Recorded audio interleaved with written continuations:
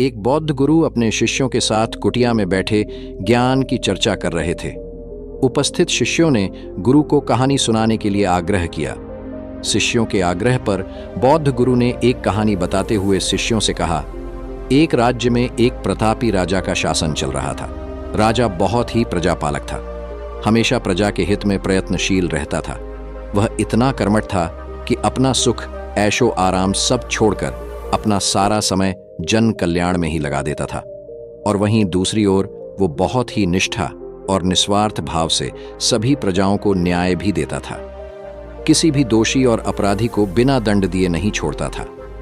राज्य के सभी दोषी और अपराधी को दंड देने के लिए राजा के पास सुबेर नाम का एक जल्लाद काम करता था। वो राजमहल के पीछे बने एक कस्बे में रहता था। वो राजा के साम्राज्य का सबसे प्रमुख जल्लाद था। उसका पूरा जीवन दोषियों को फांसी देने में ही बीत गया।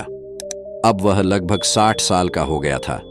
इसीलिए राजा ने सुबेर को राजकीय सेवा से मुक्त कर दिया और अपना अंतिम जीवन वो अपने घर में ही व्यतीत करने लगा। अपने जीवन काल में किए गए सभी घटनाओं को याद करते हुए अब वो पश्चाताप कर रहा था। वो सोचता था कि मेरे हाथों कितने जीवन की हत्या हुई है। एक दिन यही सोच विचार करते हुए वह नहा धोकर तैयार हुआ और जैसे ही वो खाना खाने के लिए बैठा तो दरवाजे पर आवाज आई। सुबेर बाहर निकलकर देखता है तो एक भिक्षुक उसके द्वार पर खड़े होते हैं। उन्हें देख ऐसा लग रहा था जैसे वो काफी दिनों की तपस्या के बाद उठे हैं और भूख से व्याकुल है। सुबेर तत्काल स्वयं के लिए रखा गया भोजन उस भिक्षुक को समर्पित कर दिया। खाना खाकर भिक्षुक के भूख शांत हो गई और वो प्रसन्न हुए। भोजन के पश्चात भिक्षुक और सुबेर दोनों बैठे हुए थे।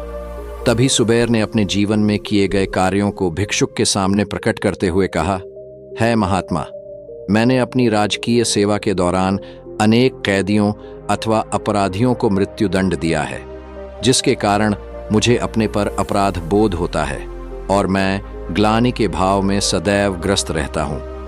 भिक्षुक बड़े ही शांत चित्त भाव से सुबेर की बातों को सुन रहे थे और बीच बीच में मुस्कुरा रहे थे। सुबेर ने अपने जीवन के हर एक घटनाओं को भिक्षुक के सामने रख दिया। सुबेर की सभी बातें समाप्त होने के बाद भिक्षुक ने उसे दोनों हाथों से उठाया और गले से लगा लिया। फिर कहा, भंते, तुमने ये सब क्या स्वयं से किया या फिर किसी के आदेश के कारण किया? इस पर सुबेर ने कहा, महात्मा, ये सब सिद्ध होने के बाद राजा के आदेश पर ही मैंने सभी को मृत्युदंड दिया। भिक्षु ने कहा, फिर तुम दोषी कैसे हुए? तुमने तो अपने स्वामी के आदेशों का पालन किया है। ऐसा कहते हुए भिक्षुक ने सुबेर को धम्म के उपदेशों को सुनाया और उपदेश पूर्ण करके भिक्षुक वापस लौट गए। सुबेर जैसे ही भिक्षुक को विदा कर वापस आता है तो उसकी मृत्यु हो जाती है, जिसके उपरांत उसे मोक्ष की प्राप्ति होती है। वहीं दूसरी ओर राजा, जो हमेशा प्रजा के हित में प्रयत्नशील रहता था, जो हमेशा जन कल्याण में ही लगा रहता था, एक सुबह वो वन की तरफ भ्रमण करने के लिए गया था। घूमते घूमते राजा को वन में एक देव के दर्शन हुए। देव के हाथ में एक लंबी चौड़ी पुस्तक थी। राजा ने देव को प्रणाम करते हुए उनका अभिनंदन किया और उन्हें पूछा, है देव, आपके हाथ में यह क्या है?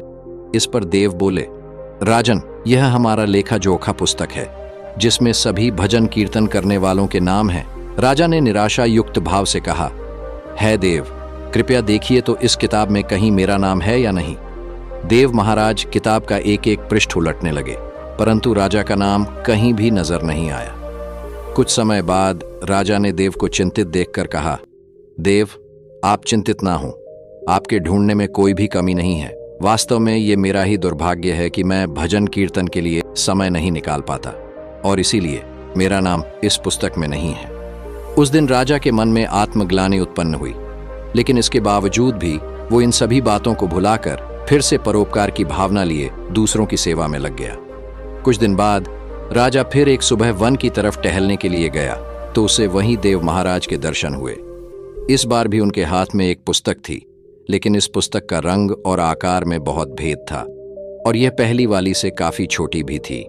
राजा ने फिर उन्हें प्रणाम करते हुए पूछा, है देव, आज आपने कौन सी किताब आपने हाथों में लिया हुआ है?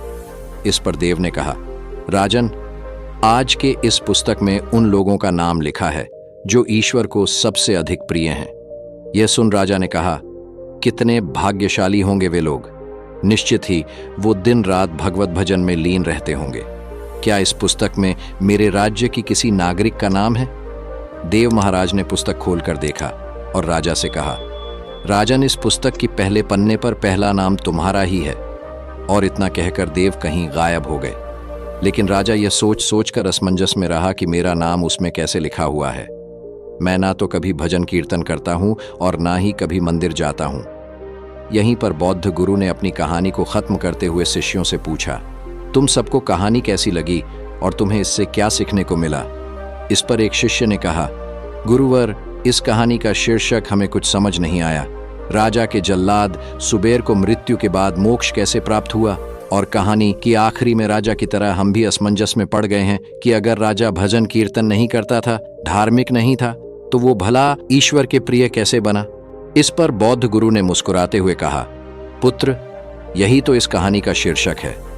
अब तुम सब मेरी बात ध्यान से सुनो। इसमें आश्चर्य की कोई बात नहीं है। जल्लाद सुबेर ने जीवन भर अनेकों हत्या की थी, लेकिन जीवन में पहली बार उसे ज्ञान की प्राप्ति हुई। अंत समय जिसका निकट हो और ज्ञान के शब्द उसके कानों में पड़े तो वो मोक्ष की प्राप्ति कर लेता है। हजारों हजार शब्दों के उपदेश व्यर्थ हैं जब तक व्यक्ति का मन शांत ना हो। मन शांत होने पर एक शब्द से भी ज्ञान प्राप्त हो सकता है और ज्ञान से ही मोक्ष की प्राप्ति संभव है। दूसरी ओर राजा अपराधियों को दंड देने के साथ साथ निष्काम होकर संसार की सेवा भी करता था।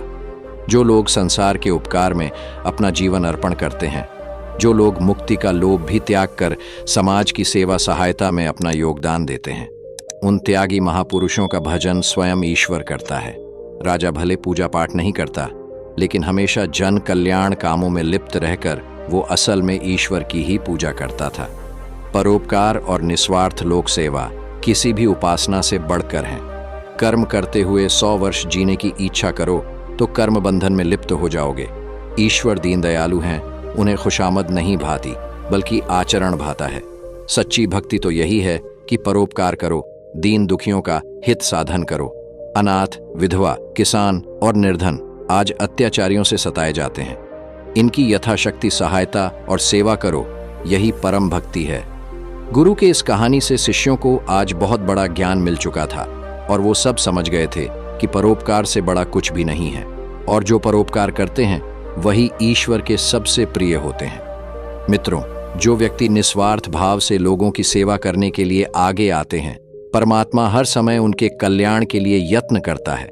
दूसरों के लिए जीना, दूसरों की सेवा को ही पूजा समझकर कर्म करना, परोपकार के लिए अपने जीवन को सार्थक बनाना ही सबसे बड़ा पुण्य है। और जब आप भी ऐसा करेंगे तो स्वतः ही ईश्वर के प्रिय श्रेणी में शामिल हो जाएंगे। कहानी अच्छी लगी तो वीडियो को लाइक, शेयर और कमेंट करें। साथ ही हमारी नई वीडियो सबसे पहले देखने के लिए चैनल को सब्सक्राइब करें। एक और नई कहानी के साथ फिर मिलेंगे। धन्यवाद। नमो बुद्धाय।